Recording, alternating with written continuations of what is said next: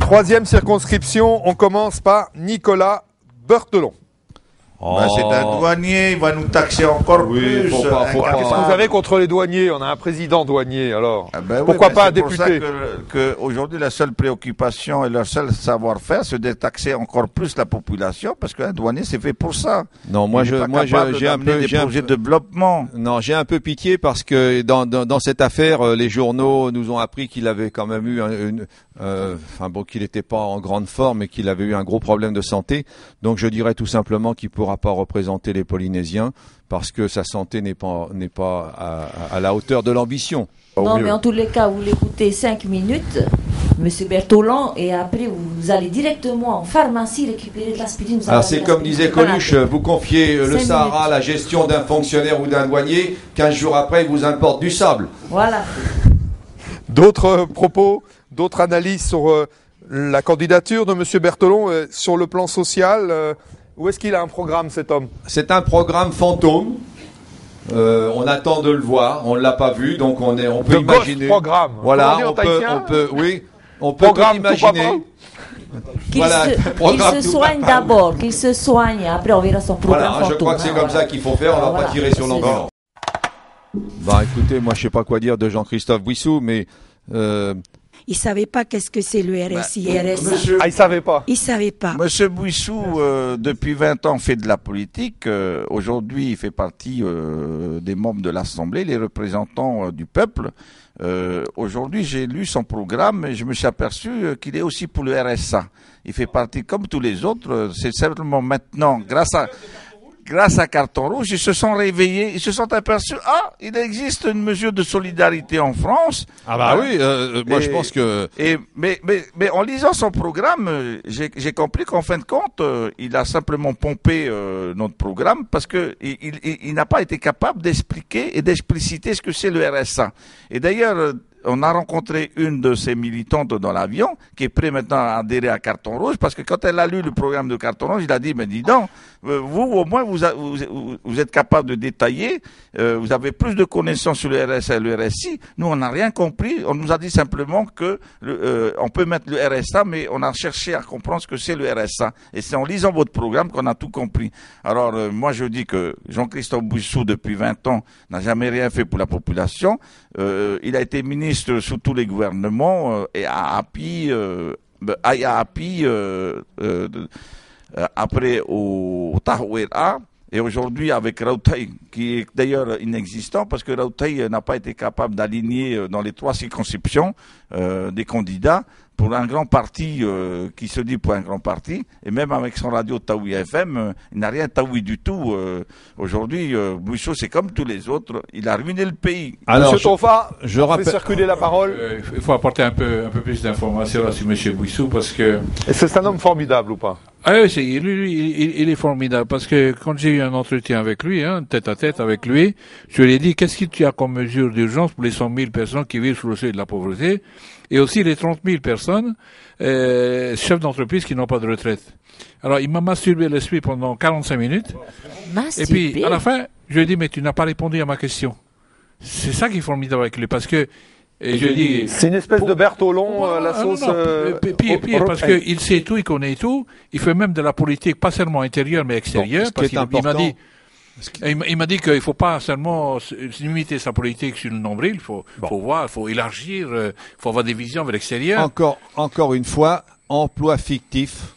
Monsieur Jean-Christophe Bouissou a été condamné pour recel de détournement de fonds publics. C'est pas la peine qu'il se présente. Moi, je ne savais pas ça. Voilà. Alors, ici, il y a marqué recel de détournement de fonds publics. Il passera devant la Cour correctionnelle en octobre. C'est pas possible, ça. Il cherche à être élu pour tout simplement être avec l'immunité.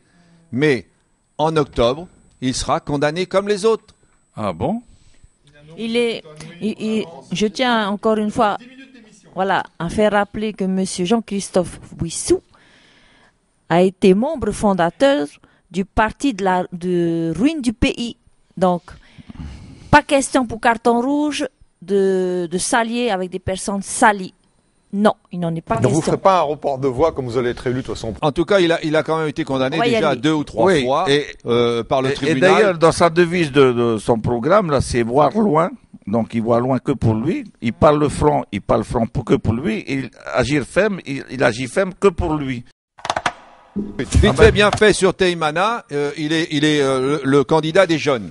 Alors, il faut quand même savoir qu'il revient ici sur le territoire en se vantant partout qu'il a 450 procurations qu'il a fait signer en métropole à tous les étudiants qui sont hors du territoire. Déjà là, je pose la question. Qu'est-ce que ça veut dire de venir dire ici qu'il a 450 procurations? Moi, je ne sais pas comment on fait ça. Est-ce que c'est possible, monsieur l'expert, d'avoir pour une personne 450... Non, c'est une procuration par personne. Oui, Voilà, donc c'est pas vrai. Bon, ce que je veux dire par là, pour Taïmana, c'est un jeune, il a 24 ans. Depuis l'âge de 3 ans jusqu'à 24 ans, il n'a fait qu'étudier. Mais il n'a rien appris. Parce qu'il veut venir dire que lui, en étudiant, il a appris quelque chose. Il n'a aucune expérience de la vie économique. Et dernièrement, il avait répondu dans la dépêche que lui, il vient d'une origine modeste. Pour moi, modeste, connaissant son papa Alban et Lacote, qui a tout profité dans ce territoire, puisque dernièrement, il a même fait signer, quand il était président d'une entreprise du territoire qui s'appelle la TEP, transport d'électricité polynésienne, une dérogation, parce que normalement, il devait s'arrêter à 65 ans en tant que fonctionnaire. Eh ben, il a repoussé jusqu'à l'âge de 75 ans. Bon, on ne va pas reprocher au fils les turpitudes du père. Soyons sérieux. Vous n'allez pas me faire croire que l'argent détourné du territoire a payé les études de son fils. Ben non, c'est pas comme ça qu'il faut voir les choses. On s'en tient au personnage, s'il vous plaît, à sa candidature. Je voudrais bien rencontrer M. Teimana et Lacote parce que là, il y a un hic là, parce que Carton Rouge, je pense que peut mieux faire que lui. Parce que Carton Rouge propose l'accord des 400 cadres, c'est-à-dire que parmi les 400 cadres, c'est des démunis, c'est des gens qui ont la matière grise, et qui ont leur bac, etc., qui voudraient aller faire des études en France, mais qui ne peuvent pas parce qu'ils n'ont pas les moyens. Ben, aujourd'hui, ce dispositif a été mis en place en Nouvelle-Calédonie et Carton Rouge propose ce dispositif et parce que Carton Rouge se soucie aujourd'hui de l'élite pour former, pour avoir une formation, pour former une élite et qui reviendront demain en Polynésie pour qu'ils puissent redresser correctement l'économie de ce pays. Monsieur Teimana et Lacote, demain, au lieu de faire de la politique, il aurait mieux fait de faire partie de cette population d'étudiants qui peut encore aller en France, se perfectionner pour revenir gérer le pays. Il veut déjà faire de la politique à 24 ans. Monsieur Taufa, ensuite Hinano, vous êtes également une jeune personne. On aimerait bien avoir votre sentiment sur cette jeune candidature. Monsieur Taufa, et après Hinano. Carton Rouge, je voudrais dire à tous ces jeunes qui sont à l'école aujourd'hui de ne pas perdre de courage, d'y aller jusqu'au bout, d'obtenir le meilleur bac qu'il faut. Parce que si nous obtenons l'accord des 400 cadres, on va demander à l'État d'ouvrir des classes dans les universités où nos jeunes ne participeront pas au concours, ne passeront pas le concours national. C'est ce qu'on appelle la discrimination positive. Voilà, c'est ça exactement. Mais de toute façon, ce qui est sûr, c'est que Teimana et Lacote va s'occuper que des jeunes d'en haut, hein, des parents riches, mais il va oublier ceux qui sont dans la difficulté pour suivre des études, ça c'est sûr. Alors justement, moi en tant que jeune candidate, comme a dit notre cher collègue, ami Gaston, il est vrai que les jeunes, il a suivi des études, c'est une chose, c'est très bien, mais avant tout, qu'il commence par la politique du travail, ça veut dire dans la population, toucher la population, la jeunesse, ça il ne le sait pas, il ne le vit pas, parce qu'il est bien nanti. En tout cas, moi je vais me lever pour cette jeunesse forte. Merci. Éric Minardi, Monsieur Tahiti Info, qui nous informe tous les jours de la politique locale, sauf de Carton Rouge. Donc, il a déjà écarté Carton Rouge de son journal et je vois pas comment quelqu'un demain comme Éric Ménardi va pouvoir...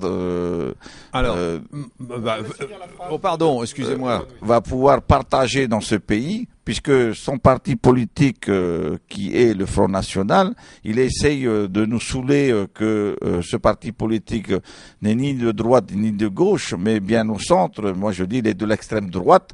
Éric Ménardi, aujourd'hui, c'est un homme d'affaires qui se mêle de la politique polynésienne tout en ayant un parti politique affiché en France comme le Front National avec Madame Marine Le Pen.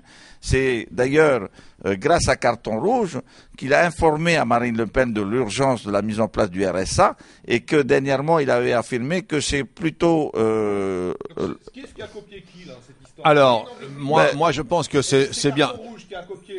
Non, le Front National a sorti... Le Front National a sorti un carton rouge alors que le créateur est en face de moi, c'est Monsieur Gaston Tétoinoui. Donc le carton rouge, c'est bien nous qui l'avons mis en place le plus vite possible. Et ensuite de ça, Madame Le Pen a sorti un carton rouge à Monsieur Nicolas Sarkozy. Concernant le RSA, faut savoir que Marine Le Pen, on a assisté à sa vidéo, elle a dit pour 3500. Elle avait donc déjà quantifié pour 3500 personnes, alors que nous sommes 30 à 40 000 qui ont droit au RSA. Le revenu social actif, c'est pas quelque chose que l'on peut parler comme ça en soulevant la botte et en disant ah j'ai trouvé le RSA. Non, le RSA c'est un texte qui fait 500 pages avec des dispositions et des obligations pour ceux qui le touchent. Monsieur Minardi est un opportuniste et je crois qu'il ne faut pas rester très longtemps sur cette candidature. Tevarofric, ça va être très simple. Tevarofric, il relève de la Cour de justice celui-là, parce qu'en réalité, Pas dans les emplois fictifs. non, c'est pire.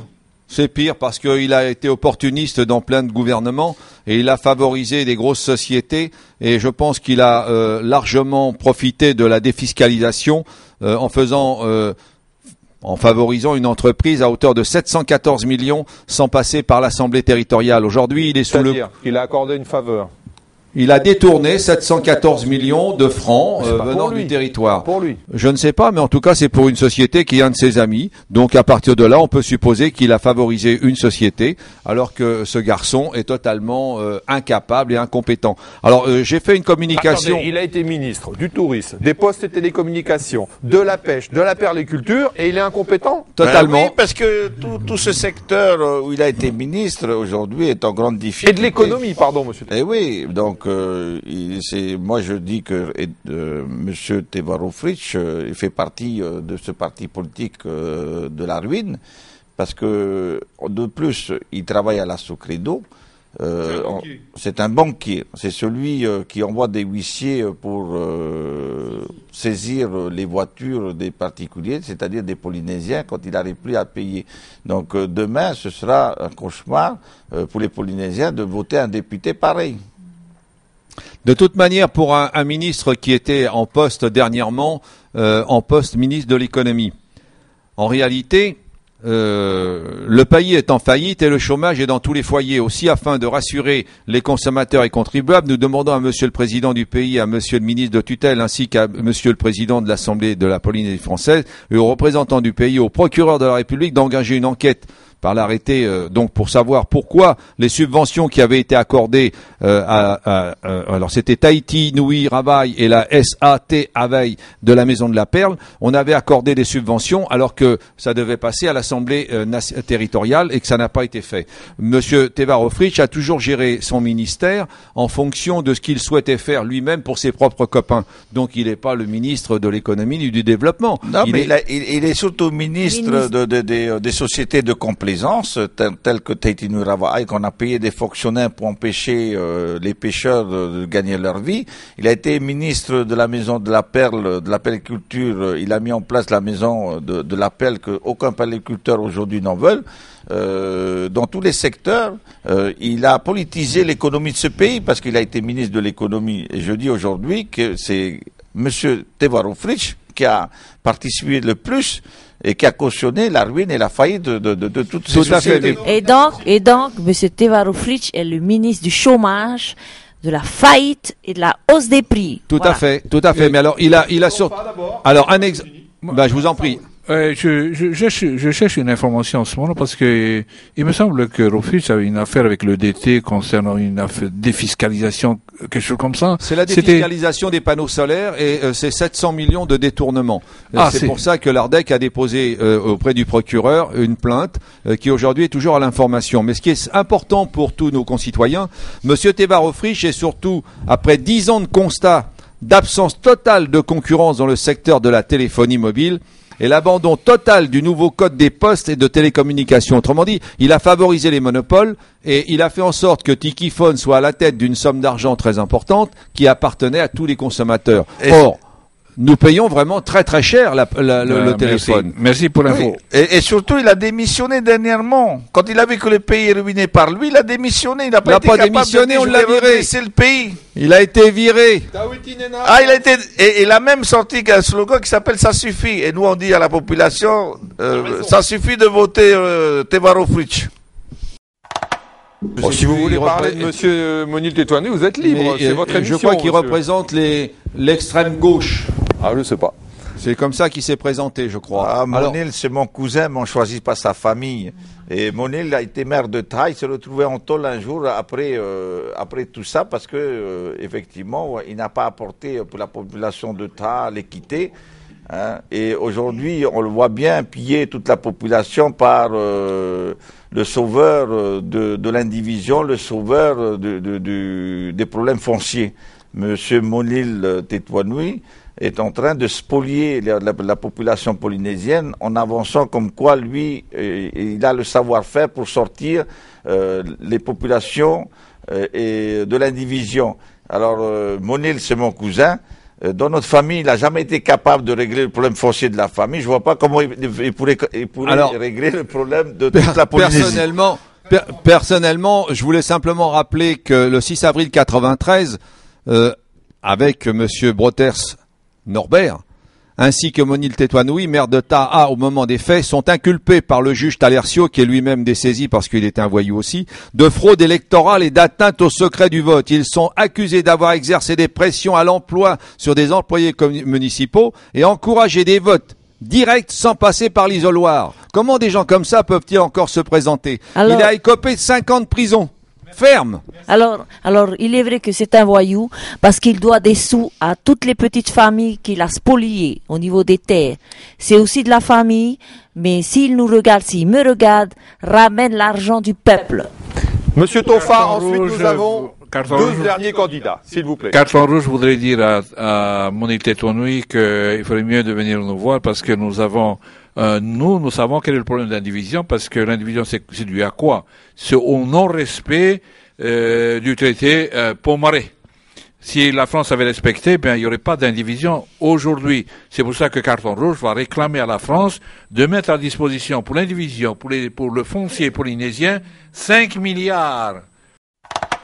Monsieur Tawetinena, on peut peut-être dire un mot. Il s'était même présenté contre son père, je crois bien. C'est lui qui a mis un peu le doute. Tout à fait, je le connais bien depuis qu'il est petit. Tawetinena a dernièrement été membre fondateur avec son cousin Temari Reynald au Tarouera. Un autre voyou d'ailleurs. Les jeunes Tarouera. Et il a même été capable de monter sur Reynald quand il était ministre pour lui spolier le COPF, le comité olympique polynésien. Bon, c'est un tricheur. Et aussi, il a même été capable de monter une fédération polynésienne de boxe contre son père qui était le président. Donc celui qui est capable de monter, de marcher sur son père est capable de marcher sur tout le monde. Et dernièrement, il faut savoir que Oscar voulait être candidat à la députation et c'est Tawetinena qui lui a mis de l'ombre et qui lui a piqué la place aujourd'hui. Donc c'est un opportuniste, c'est un grand opportuniste. Et aujourd'hui, Tawetinena, quand il a été ministre de la culture. C'est quelqu'un d'inculture, il n'a même pas de culture. Et d'ailleurs, aujourd'hui, Oscar ne lui fait plus confiance dans la culture. Des tarots. Et je sais même pas de quoi il est capable aujourd'hui de ministre de l'éducation et de la jeunesse, parce que de toute façon la jeunesse était complètement députée et aujourd'hui leur avenir est confisqué par un ministre pareil, un ministre Tavini qui aujourd'hui nous dit que Hollande étant en place, il va être capable d'aller chercher des fonds avec Hollande, alors même qu'il n'est pas capable de mettre en place des projets. Mais il va peut-être remplacer Oscar à la tête du Tavini. Ah, c'est possible, ça, de toute façon, il faut s'attendre à tout, hein. C'est plutôt un diviseur qu'un rassembleur, Là, Pierre, tu as raison, parce que il s'est présenté sans même attendre le congrès du Tavernier pour être candidat à la députation. Mais être candidat à la députation, il ne sort pas compte, il est indépendantiste. Il va être député, comment il peut être député?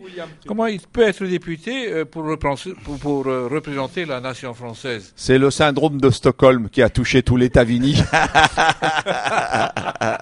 C'est le cancer de Stockholm. Et il faut même voir son programme. C'est vraiment un programme très light. Hein. Et hier, samedi 19 mai, effectivement, on a rencontré Tawiti Nena à l'aéroport de Uturua, de Rayatea, et qui venait attribuer des pirogues à un club de pirogues de Toumara. Et ça, c'est citation directe devant les tribunaux. En pleine campagne électorale, monsieur le ministre de la Jeunesse et des Sports se permet de distribuer des pirogues aujourd'hui avec Tonio Arai, qui est le responsable de l'IJSPF, et même avec la complicité du sénateur Richard Touaiba. Monsieur Tong Sang, merci pour cette position. Moi, je trouve que c'est quand même un manque de respect d'avoir mis Tong Sang à la fin de nos critiques, parce que ça veut dire. On va garder le meilleur pour la fin, quand même. Moi, je pense qu'il n'a pas la taille pour pouvoir se présenter. On va pas le voir, il est trop petit.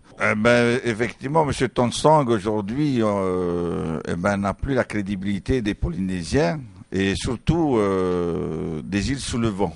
Parce que dernièrement, c'est lui qui a mis les bâtons dans les roues pour la venue de ce bateau qui est le Kintamatoa, avec son ami Oscar Temaru, parce qu'ils étaient tous les deux mariés à ce moment-là au gouvernement. Gaston Tong Sang a dit que la population n'a pas besoin d'un transport maritime pour passagers. Et que aujourd'hui, la seule alternative pour voyager aussi sous le vent, c'est l'aérien. Et il a aujourd'hui perdu toute crédibilité parce que il m'a dit cette population n'a pas besoin de ce transport.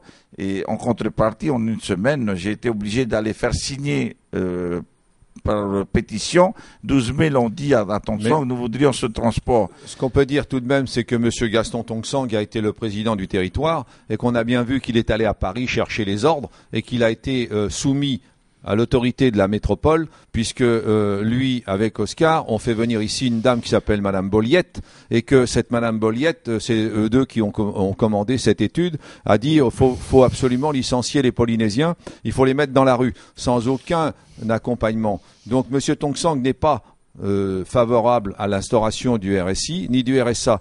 Dans sa campagne aujourd'hui, qu'est-ce qu'il peut dire? Je suis l'homme de la misère de mon peuple. Aujourd'hui, quand on voit des touristes qui vont à Bora Bora, qui est sa commune, on a des enfants qui viennent chercher de la nourriture auprès des touristes. C'est ça qui est déshonorant. Ouais, en tout cas, il y en a un qui se souvient bien de son incompétence et de son incapacité à faire avancer des projets. C'est monsieur Nicolas Sarkozy, le chef de l'UMP. Et aujourd'hui, tout l'UMP ne lui a pas attribué ni mandaté l'investiture. Parce qu'il est mis en examen dans l'affaire de l'atoll qu'ils ont racheté à monsieur Robert Van. C'est encore un complice de détournement de fonds publics. Ah, mais je comprends mieux alors pourquoi il est candidat à ces élections. C'est encore pour éviter d'aller en prison. Mais bien évidemment. Si nous nous sommes levés aujourd'hui avec le collectif Carton Rouge, c'est que la classe politique a oublié qu'il est sous le contrôle du pouvoir du peuple. Parce qu'ils ont oublié son peuple, ils n'ont pas défendu la population. C'est pour ça aujourd'hui que nous nous sommes permis d'être l'arbitre de cette population silencieuse qui, à tout moment, peut exploser dans la rue. C'est grâce à Carton Rouge aujourd'hui qui leur dit la vérité, qu'ils ont compris qu'on leur mente. Quand on dit que la crise elle est internationale, moi je dis que la crise elle est structurelle. Alors même que le pays a toutes les manettes pour développer, ils se sont disputés par convoitise, ils se sont divisés à l'Assemblée et au gouvernement de notre pays, en se mariant, en se divorçant, parce que ils sont aujourd'hui animés par la convoitise du pouvoir et de l'intérêt personnel. Et c'est pour ça qu'aujourd'hui, nous ne sommes pas heureux dans ce pays, alors même que nous avons tout pour être heureux. Alors, aujourd'hui, les porte-paroles de candidats, les porte-paroles du collectif Carton Rouge se sont levés parce que vous nous avez fait confiance aujourd'hui, parce que vous avez signé nos droits de pétition. 30 000 signatures aujourd'hui, c'est pour eux et c'est pour vous, cette population qui souffre en silence. Nous nous sommes levés et nous avons aujourd'hui mis notre candidature pour être au plus haut niveau, c'est-à-dire près de la nation, près de l'État, près du président aujourd'hui élu, parce que c'est le président de tous les Français et non pas du Taveuni simplement et des indépendantistes, mais c'est le président des Polynésiens. Nous allons lui demander de remettre le droit, la fraternité, l'égalité et la liberté dans ce pays. Car vous avez droit, vous les Polynésiens, parce que vous méritez. Vous avez contribué à l'histoire de la France, vous avez contribué à la grandeur de ce pays et de la France. Mesdames et messieurs, 2 heures d'émission, vous avez tous pu vous exprimer librement, sans aucune censure. C'est le seul endroit, je le répète, c'est le seul endroit dans le contexte audiovisuel polynésien où on peut parler sans aucune censure. Il n'y en a pas d'autre. Vous êtes de plus en plus nombreux à regarder la Web TV de Carton Rouge. Je répète que les dernières émissions ont été vues à peu près par 50 000 personnes. Nous avons été visités par plus de 170 000 personnes sur notre page Facebook. Ce n'est pas inutile, c'est un travail d'éducation. À très bientôt. Merci pour votre fidélité et bonne chance à ces candidats qui ont le courage de se lever pour faire cesser tout ce dont vous avez entendu parler aujourd'hui. Merci pour votre attention. À très bientôt sur la seule télévision libre de Polynésie française. Merci.